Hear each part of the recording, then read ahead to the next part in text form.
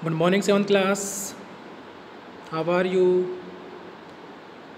I hope everyone is fine. Okay. Okay. Next class के अंदर हमने मतलब प्रीवियस क्लास के अंदर हमने फैक्टर्स की हम बात कर रहे थे, जिसके अंदर हमने एक्टिविटी देखी थी कि भाई जो सनलाइट है वो किस तरह से प्लांट के लिए यूज़फुल होती है।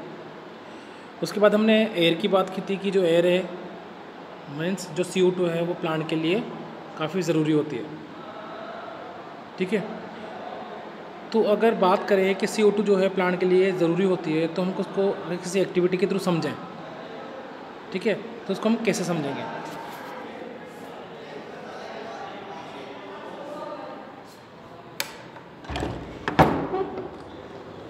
ठीक है, तो यहाँ एक्टिविटी दे रखी है तुम्हारी बुक के अंदर, to determine that carbon dioxide is needed for photosynthesis. दे रखा है यहाँ पे to demonstrate that carbon dioxide is needed for photosynthesis. तो क्या देखते हैं इसके अंदर क्या दे रखा है यहाँ पर। मटेरियल नीडेड क्या है यहाँ पर? अ पोटेड प्लांट। पोटेड प्लांट का मतलब मैंने पहले बताया था कि जैसे यहाँ ये दे रखा है, यहाँ पर इस पोट के अंदर जो है ये प्लांट को ग्रो किया हुआ है, इसलिए इसको क्या बोल दिया? पोटेड प्लांट बोल दिया हमने। ओके, इसके बाद पोटेशियम हाइड्रोक्साइड एक केमिकल होता है, पोटेशियम हाइड्रोक्साइड, उसको हम लेते हैं KOH, जिसका फॉर्मूला होता है KOH। के मतलब पोटेशियम, OH मतलब हाइड्रोक्साइड, पोटेशियम हाइड्रोक्साइड, ये लेते हैं, यहाँ पर इसकी ज़रूरत होती है। इसके अलावा कोनिकल फ्लास्क। कोनिकल फ्लास्क क्या होता है? ये जो यहाँ डायग्राम ये दे रखा है फ्लास्क, इसको हम कोनिकल फ्लास्क बोलते हैं। ठीक है, with a split cork, iodine solution and a dropper. Split cork का मतलब यहाँ पर आप देख रहे होंगे कि जो यहाँ पर इसके फ्लास्क के माउथ पर एक जो है कॉर्क लगा हुआ है, मतलब एक जो माउथ को जो है कॉर्क के थ्रू क्या किया हुआ है, यहाँ पर बंद किया हुआ है। ये जो स्ट्रक्चर दे रखी है ना यहाँ पर, इसी को हम क्या बोलते हैं? स्प्लिट कॉर्क बोलते हैं। ओके, और iodine solution and a dropper. इन सब चीज़ों की जरूरत होगी इस एक्टिविटी को करने के लिए। समझते हैं एक्टिविटी के अंदर क्या किया हुआ है। Keep the potted plant inside a dark room for a few hours. वही सेम फर्स्ट स्टेप है जो हमने सनलाइट के केस में देखी थी। सबसे पहले तो हमें क्या करना पड़ेगा कि प्लांट को डार्क रूम में रखना पड़ेगा, जिससे क्या होगा, प्लांट के अंदर जितना भी फूड स्टोर है स्टार्च की फॉर्म में, वो सारा का सारा क्या हो जाए? यूज़ हो जाए, ताकि प्लांट पूरी तरह से क्या हो जाए? नील हो जाए, उसके अंदर कोई स्टार्च ना बचे। भाई सिंपल सी बात है, अगर प्लांट के अंदर पहले से स्टार्च होगा तो हमें पता कैसे चलेगा कि स्टार्च CO2 के एब्सेंस में बनाए कि प्रेजेंस में बनाए? तो सबसे पहले तो हमको क्या करना पड़ेगा, प्लांट के अंदर जितना भी स्टार्च है उसको पहले यूज़ करना पड़ेगा। और यूज़ कैसे होगा? जब प्लांट को हम कहाँ रख देंगे? डार्क रूम के अंदर। तो फर्स्ट स्टेप यहाँ पर यही है, water few hours, water it. Now your potassium hydroxide solution inside a conical flask, this absorb carbon dioxide of the air. Now pour potassium hydroxide solution inside a conical flask. अब देखो समझते हैं, यहाँ पर conical flask के अंदर इसने KOH solution लिया है। ठीक है, KOH solution का काम क्या होता है? KOH solution का काम ये होता है कि जो KOH है वो CO2 को एब्जॉर्ब कर लेता है। क्या करता है KOH? ये KOH जो है वो क्या करता है? CO2 जो गैस है हमारी उसको एब्जॉर्ब कर लेता है। अब देखो यहाँ पर इसने क्या किया हुआ है, डायग्राम समझते हैं। यहाँ पर क्या किया हुआ है, एक लीफ लिया है, इस लीफ को इसने कोनिकल फ्लास्क के अंदर डाला और उसी कोनिकल फ्लास्क के अंदर इसने KOH भी ले लिया। अब सिंपल सी बात है कि KOH सॉल्यूशन इस कोनिकल फ्लास्क के अंदर है, तो इसके अंदर जितना भी CO2 है कोनिकल फ्लास्क के अंदर सब तो क्या हो गया? यूज़ हो गया, मतलब एब्जॉर्ब हो गया। इस KOH ने जितना भी CO2 था उस सबको एब्जॉर्ब कर लिया। मतलब ये हुआ कि इस कोनिकल फ्लास्क के अंदर CO2 बिल्कुल भी नहीं है। ठीक है, इस कोनिकल फ्लास्क के अंदर बिल्कुल भी CO2 नहीं है। देन उसके बाद क्या किया, मतलब यहाँ इसके अंदर जो लीफ है उसको बिल्कुल भी CO2 नहीं मिल रहा है। ठीक, ये जो जितना भी हमने अपरेटस लगाया है ये सब कहाँ है, सनलाइट के अंदर इसको ट्रांसफ़र कर देंगे। अब इसको कहाँ रखेंगे हम, सनलाइट के अंदर, ठीक है। तो ये वाला जो पार्ट है प्लांट का, ये वाला जो पार्ट है इसको CO2 भी मिल रहा है, ठीक है, इसको सनलाइट भी मिल रही है इस वाले पार्ट को। तो सिंपल सी बात है कि ये प्लांट क्या करेगा, CO2 मिल रहा है, सनलाइट भी मिल रही है, तो ये क्या करेगा, फूड बनाएगा, फोटोसिंथेसिस करेगा, मतलब ये इस वाले पार्ट के अंदर क्या बनेगा, स्टार्च बन जाएगा। लेकिन इस वाले पोर्शन की अगर बात करें, ये जो पोर्शन दे रखा है इस वाले पोर्शन के अंदर, तो यहाँ पे सनलाइट तो मिल जाएगी क्योंकि जो ग्लास है उसमें से सनलाइट तो आ जाएगी, लेकिन इस कोनिकल फ्लास्क के अंदर CO2 नहीं है, इस कोनिकल फ्लास्क के अंदर CO2 नहीं है। इस कंडीशन में क्या होगा, सनलाइट मिल रही है, वाटर भी इसको मिल रहा है, लेकिन इसको क्या नहीं मिल रही है, CO2 नहीं मिल रही है। उस कंडीशन में क्या होगा, ठीक है, उस कंडीशन में हम देखेंगे कि इसको CO2 नहीं मिला, इसका मतलब क्या, फोटोसिंथेसिस प्रोसेस नहीं होगी, और अगर फोटोसिंथेसिस की प्रोसेस नहीं हुई तो इस लीफ के अंदर स्टार्च नहीं बनेगा, फूड नहीं बनेगा। सिंपल सी बात है।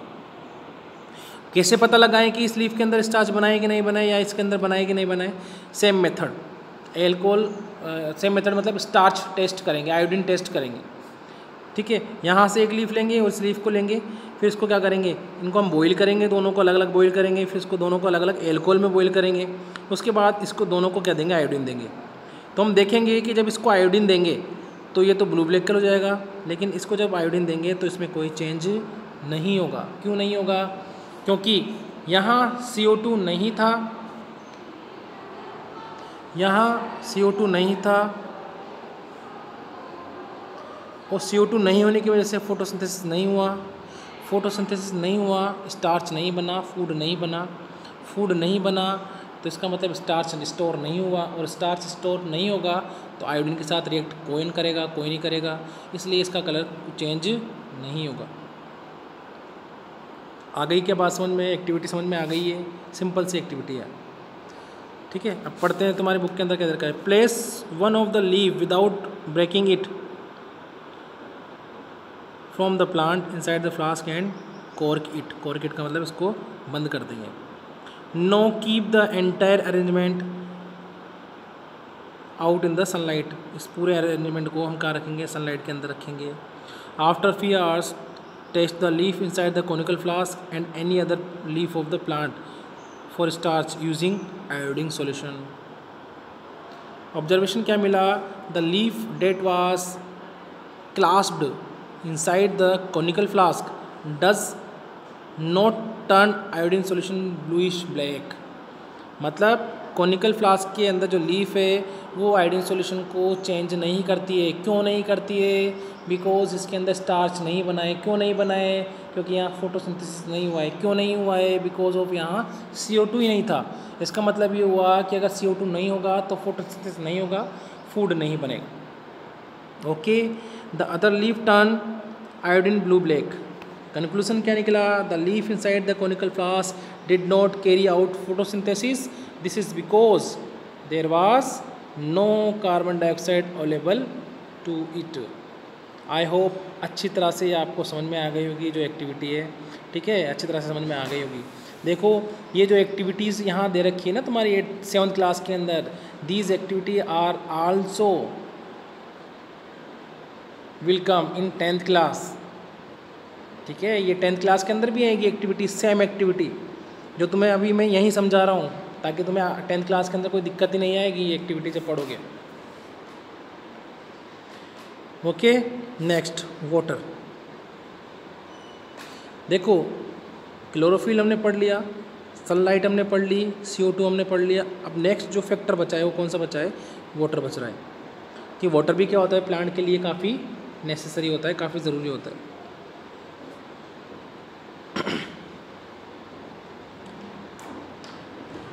The root system of plants absorb water from the soil.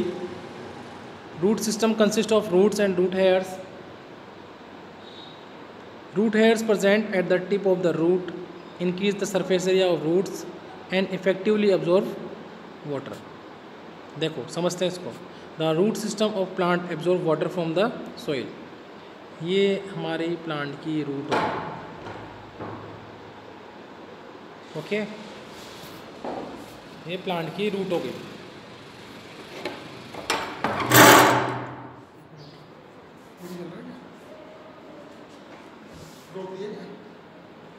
रुकेगा नहीं, से कटेगा फिर डायरेक्ट।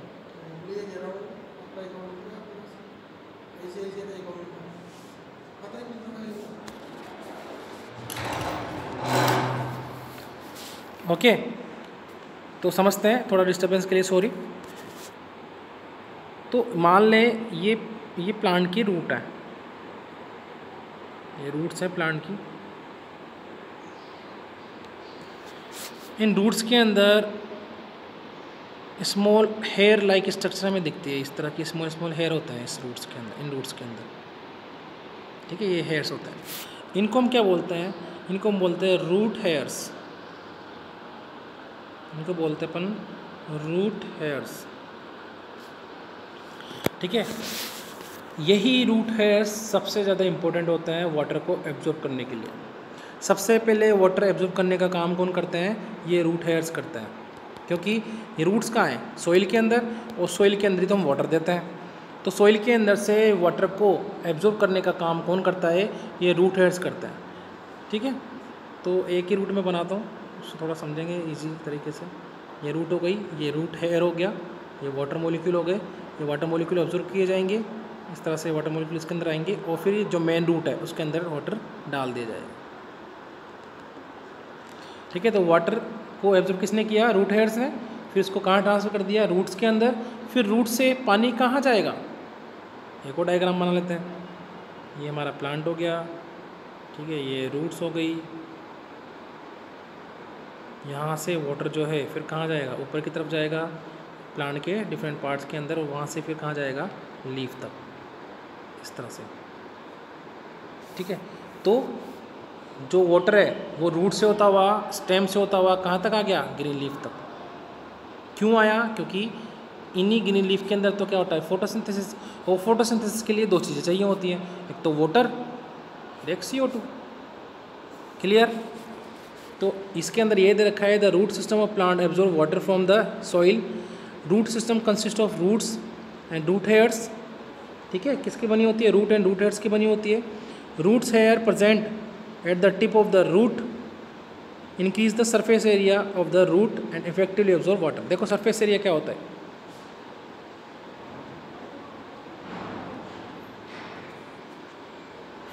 यहाँ पर बहुत सारे रूट हेयर्स हैं।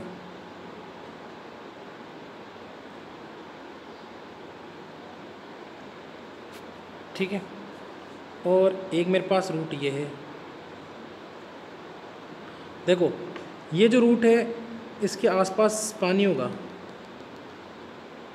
तो इतना एरिया पानी एब्जॉर्ब करेगा। ये इतना एरिया पानी एब्जॉर्ब कर रहा है। मान लो किसी भी ऑब्जेक्ट की जो सरफेस है, जितना एरिया कवर करती है उसका सरफेस एरिया कहलाता है। तो ये सरफेस से इतना एरिया कवर कर रही है, इतना पानी एब्जॉर्ब होगा। लेकिन अगर रूट हेयर है तो कितना एरिया कवर होगा? यहाँ से ये करेगा, फिर यहाँ से ये कर लेगा, यहाँ से ये कर लेगा, यहाँ से कर लेगा। मतलब ये हो गया कि रूट हेयर्स की वजह से सरफेस एरिया बढ़ रहा है, और सरफेस एरिया जितना ज़्यादा होगा उतना ज़्यादा क्या होगा? वाटर का एब्जॉर्प्शन होगा। मतलब ये हुआ कि रूट हेयर जो है वो रूट का सरफेस एरिया बढ़ाते हैं, ताकि वाटर जो है ज़्यादा से ज़्यादा क्या किया जाए? एब्जॉर्ब किया जाए by the root hairs. Okay, water and soluble minerals enter the root hair and pass through the roots.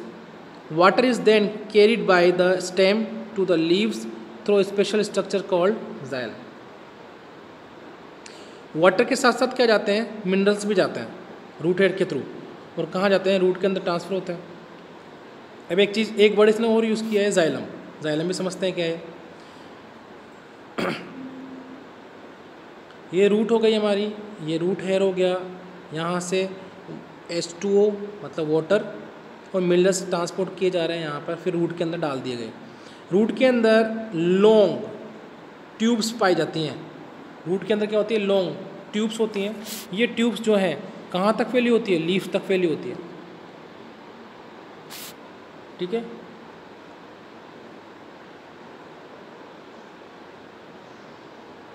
ये रूट्स हो गई। ये रूट हेयर हो गया, यहाँ से वाटर, यहाँ से लॉन्ग ट्यूब चलेगी, ये लॉन्ग ट्यूब कहाँ तक फैली होगी, लीफ तक फैली होगी, यहाँ तक। ये जो लॉन्ग ट्यूब लाइक स्ट्रक्चर्स है ना, इनको हम बोलते हैं जाइलम। मतलब जाइलम ही मेन इम्पोर्टेंट वो स्ट्रक्चर है जो रूट से वाटर को लीफ तक पहुंचाती है।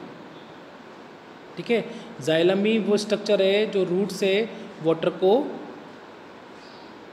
लीफ तक पहुंचाती है।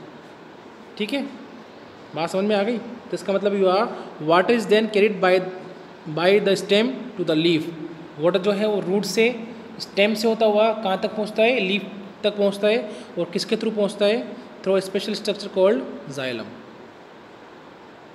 ठीक है, through special structure like xylem. ठीक है, कुछ ऐसा ही है जैसे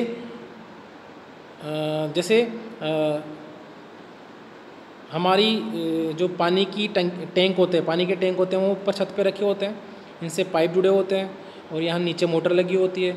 ठीक है, ये मोटर चलती है तो पानी को कहाँ पहुँचाती है, टंकी तक पहुँचाती है। कहाँ से, टैंक से, हमारे नीचे वाले टैंक से मोटर जो है पानी को कहाँ पहुँचाती है, ऊपर टंकी तक पहुँचाती है। तो ये बीच का जो पाइप है, अगर ये पाइप नहीं होगा तो क्या पानी पहुँच पाएगा क्या ऊपर तक, नहीं पहुँच पाएगा ना। ठीक है, ये बीच का जो पाइप है अगर ये नहीं होगा तो टंकी तक पानी पहुँच पाएगा, नहीं पहुँच पाएगा। इसका मतलब ये हुआ कि ये पाइप भी तो ज़रूरी है जो टंकी तक पानी पहुँचा रहा है। उसी तरह से जाइलम जो है वो भी एक तरह का पाइप ही है जो रूट से वाटर को कहाँ तक पहुँचाता है, लीफ तक, स्टेम से होता हुआ। Okay, clear. Then green leaves carry out photosynthesis and sugar get formed. ठीक है, तो ग्रीन लीव्स के अंदर क्या होगा, क्योंकि CO2 मिल गया। ठीक है, CO2 मिल गया, H2O मिल गया। जब दोनों मिलते हैं तो कौन सी प्रोसेस होगी, फोटोसिंथेसिस, और क्या बनेगा, फूड बनेगा। फूड जो है किस फॉर्म में बनता है, कार्बोहाइड्रेट की फॉर्म में। और कार्बोहाइड्रेट को सिंपल सम क्या बोलते हैं, शुगर भी बोलते हैं। ये चीज़ हमें याद रखनी है। कार्बोहाइड्रेट जो होते हैं, कार्बोहाइड्रेट्स जो होते हैं उनको हम क्या बोलते हैं, शुगर भी बोलते हैं। कार्बोहाइड्रेट को हम क्या बोलते हैं, शुगर। तो प्लांट जो है फूड बनाते हैं कार्बोहाइड्रेट की फॉर्म में या शुगर की फॉर्म में। Extra sugar is convert into starch. हमें पता है कि प्लांट जो फूड बनाते हैं वो स्टार्च की फॉर्म में क्या होता है, स्टोर होता है।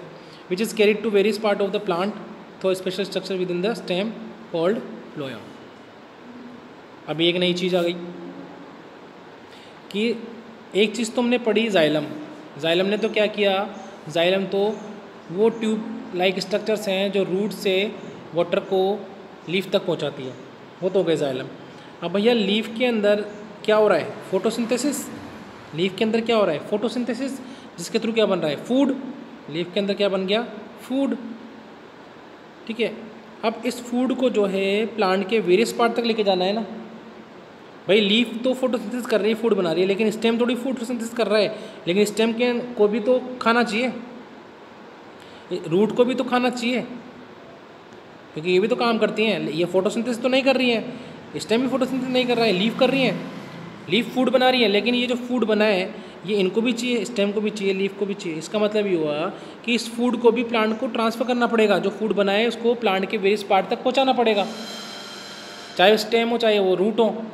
तो फूड को प्लांट के वेरियस पार्ट तक पहुँचाने का काम जो करता है उसको हम बोलते हैं फ्लोएम। ठीक है, लीफ के अंदर जो फूड बना है उसको प्लांट के वेरियस पार्ट तक कौन पहुँचाएगा, फ्लोएम। कौन पहुँचाएगा, फ्लोएम। क्लियर। तो बुक के अंदर भी याद रखा है, various part of the plant through special structure within the stem which is carried to the, देखो extra sugar is convert into starch which is carried, starch मतलब फूड, विच इज़ कैरिड जो लेके जाया जाता है जिसको, various part of the plant के various part तक एक स्पेशल स्ट्रक्चर के थ्रू, जिसको हम क्या बोलते हैं, फ्लोएम।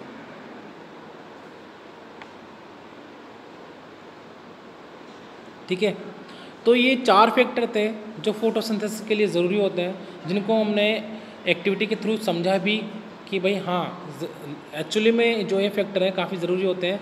अगर ये फैक्टर नहीं होंगे, अगर ये कंडीशंस नहीं होगी तो फोटोसिंथेसिस प्रोसेस नहीं होगी, प्लांट फूड नहीं बनाएंगे। कुछ क्वेश्चंस दे रखे हैं, देखते हैं, बात करते हैं इन क्वेश्चंस के अंदर क्या दे रखा है। ट्रू एंड फॉल्स दे रखे हैं, पढ़ते हैं इनको। Autotrophic and heterotrophic nutrition are two mode of nutrition in all plants and animals.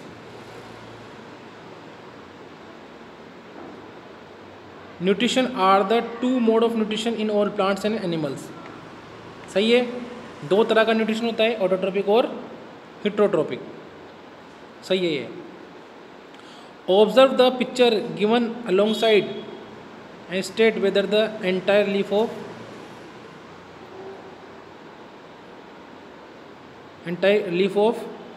coleus plant will carry out photosynthesis. Observe the picture give alongside and state whether the entire leaf of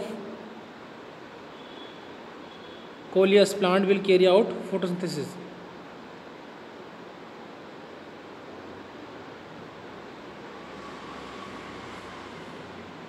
हाँ, तो क्या ये पूरी leaf photosynthesis कर सकती है क्या?